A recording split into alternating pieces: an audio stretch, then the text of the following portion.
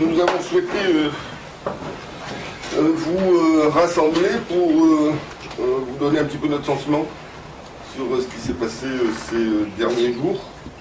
Donc on a bien sûr Philippe Michel en tant que président de la province sud et Hélène Yekawé comme chef de groupe Calédonie Ensemble à l'Assemblée de la province. Philippe Germain qui est notre référent politique au sein du gouvernement et qui donc chapeaute les deux autres membres du gouvernement, Thierry Corneille et André-Jean Léopold. Et puis enfin Philippe Noyer qui est notre chef de groupe au congrès de la Nouvelle-Calédonie. Cette conférence de presse, elle s'inscrit notamment dans le cadre des interventions qui ont été faites il n'y a pas très longtemps. L'une par Harold Martin sur Radio Rythme Bleu. C'était vendredi, où il revenait dans une forme olympique de Saint-Tropez, et où il a pu donner libre cours à son sentiment. Et puis une autre, c'est la conférence de presse qui s'est tenue du Front pour l'Unité le 23 juillet. On s'est un petit peu tâté entre nous, on a discuté, est-ce que, bon, on fait comme si ce qui avait été dit n'existait pas, ou est-ce qu'on le note et on s'exprime.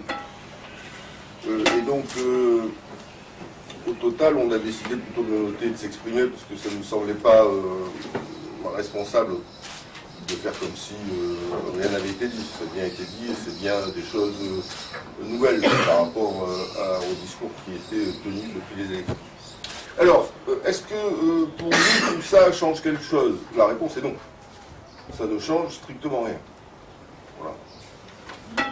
On a pris note de ce qui avait été dit, on rappelle nos positions et on dit pourquoi ce qui a été dit ne nous semble pas opportun, mais nous, quand on a signé le contrat de gouvernance, on ne l'a pas signé pour un poste, puisqu'au contraire, on a proposé de partager les responsabilités.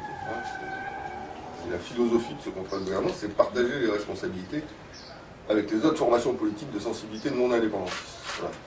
Il avait largement gagné ses élections, 36% des voix. Le second est à 19, le troisième à 18, donc c'est quand même une victoire nette, sans discussion. Et donc on a décidé de s'ouvrir, on l'avait dit pendant la campagne, on avait parlé d'esprit de compromis, on a décidé de joindre le geste à la parole au lendemain de l'élection. Donc comme d'habitude, on fait ce qu'on dit, on dit ce qu'on fait. On avait dit avant l'élection qu'on le ferait, on l'a fait après l'élection. Donc cet esprit de compromis, nous,